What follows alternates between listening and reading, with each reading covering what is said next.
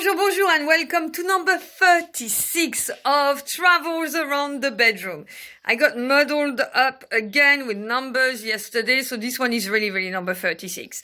And yesterday I was talking to you about Moldova, and I started by mentioning that I was in Lithuania when I went to Moldova, and then I got all melancholic, so I thought I'll do another video on Lithuania and looked at a specific period, which was just when I arrived and what I did there.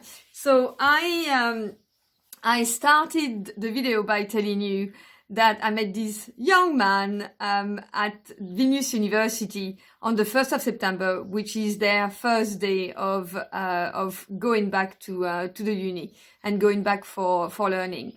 And I told you that the custom is that they dance and they wear their traditional gear. So what I wanted to do is show you that. I remembered that I offered a present to my mother that would actually explain to you. So I don't have one for a boy, but, oh God, I hope it doesn't get all tangled. Of course, just bear with me. Oopsa. And this is a traditional way of wearing Lithuanian folk gear, folk clothes, yes, costume. That's the word that I was trying to find. So every single region will have a different one. So I'll actually use that to do another video later on women in Lithuania and a few of the objects that I brought back to share with you the life over there. So I won't speak too much about her, but I really wanted to show you actually. And I'll go and I'll deep dive into what I was doing. So when I arrived in Lithuania, I was a teacher in an art school. And that art school was divided into 3 different departments. One was for the musicians, and they would learn German as a foreign language. One was for the classical dancer, the ballet dancer. They would learn French. So they were the people that I was teaching French to. And then the ones that would do design or painting, they would learn English. That was the rest of the lot. So I shared a room in the boarding school with the students. It was very funny. I don't remember if I told you about the fact that I watched that year. I watched probably about, and I probably had 3 or 4 showers. It was nuts. And we would wash in those little in the sink. And we had communal bathrooms. So it was all kind of as the only teacher who was living on site, it was also very interesting. And I will always remember listening to the girls and the boys rehearsing, especially on the violin, because it was very cold. The heating would only be switched on because it was state heating, so you couldn't regulate your own heating, and it would only be switched on if there was an average of 7 degrees outside for 2 weeks. And I remember seeing those students practicing on their violin and having their fingers being in such a really poor state. And the students were really nice. They used to bring me apples from the garden because, I would go to the shop, and I think I explained that we had rationing tickets. So on that, yes, this is my envelope. I actually have not at all opened that envelope, so I can't remember what the hell there is in there. But let's have a look together, yes, because I love that, and see what's happening. Okay, oh, brilliant, fantastic. So this is, oh my god, wow. Okay, so this is my card. This is my little book that I had to be a worker in Lithuania, with written on it the places where I worked here. Yes, I'll talk to you about that later. This is my card of immatriculation at the French embassy. So that was my look at the time. That was Carole. Here you are. And that is, and I'll talk to you about another time. Okay, so there we have, okay, so this I want to keep because I need to tell you more about this. And the way that we used to be paid, that's what I was hoping that I would find here. Amazing. So when I arrived in Lithuania, the way that oh my God, wow. The way that I was paid was that so I earned the equivalent of what would be today $5 and per month. Yes. And when we got paid, we had to queue and we used to get masses, like big bunch of rubles. But from rubles, we then went on to another money, which is this money here, yes, which was the talonas. And so this is one talonas, and I love the talonas, oh my God, because they have little pictures of animals for the different one. Look at this, yes. So this is money here. So you can actually see how the Lithuanians are so connected to nature. It's very important to them, hence the dress today.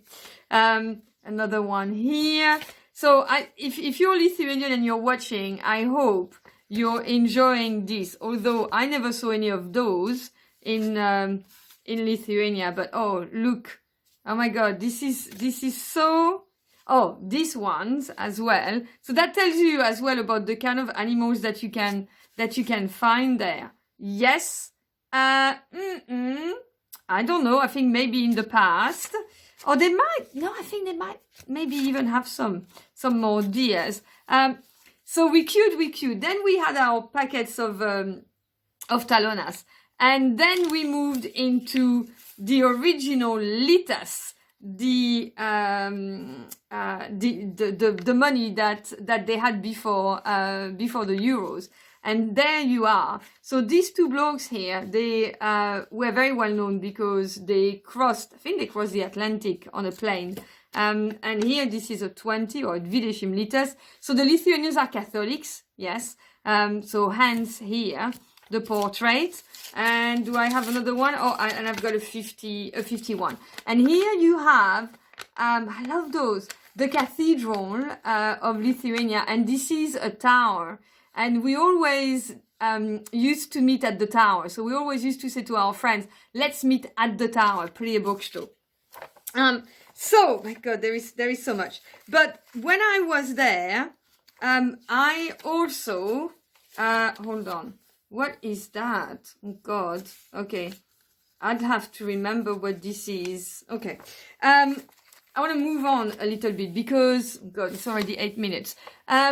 So, when I was there, I met 3 brothers, half Belgium and half Bolivian, and a French guy. And they were opening a shop where they were importing things from France. And you have to understand that at the time, there was absolutely virtually nothing to buy. Yes, it's 1992, 1993. It's just only opening. I used to go into the shop and see no meat. There was, it was really very difficult. We had rationing tickets. I was kind of hoping that I would find some rationing tickets. But I don't quite see them. Oh, what I see though, is my ticket that I took, my ticket that I took to cross Europe. It took me 1 week to get to Lithuania. So let's go back to the story. And I have a degree initially in retail. My parents were small shopkeepers. So I started working with them. And they then suddenly were offered to have some space to open a supermarket, like a real self-service supermarket. And I then started working with them to train the staff to open that supermarket. And very quickly, and when I say very quickly, it was really within the space of a couple of months, the brothers gave me the keys to my own supermarket. And that supermarket was called, that's why I wanted to keep that for you, it was called iki. And it means see you soon in Lithuanian. And these are the signatures of some of the staff that I had. So I wanted to tell you a little bit about this journey, but it's 10 minutes now, so I'm going to stop, and I will do another video to explain to you the things that happened in that supermarket and how different it was to work there, and all the things that I learned and the things that I did that were not that good. So I would love to, I'd love to know if you have, actually that would be really brilliant. Do you have in your possession money that does not exist anymore?